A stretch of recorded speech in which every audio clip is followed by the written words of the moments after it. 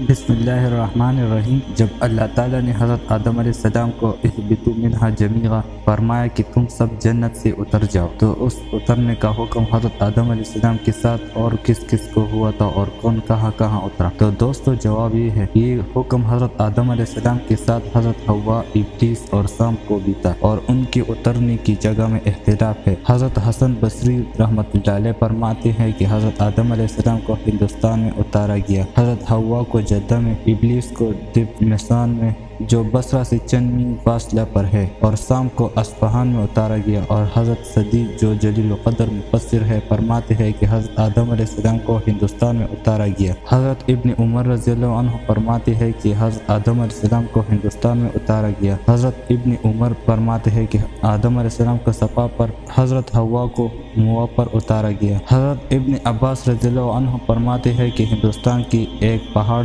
پر جس کا نام نوس تھا، حضرت آدم علیہ السلام کو اتارا گیا اور حضرت حوا کو جدہ میں اتارا گیا۔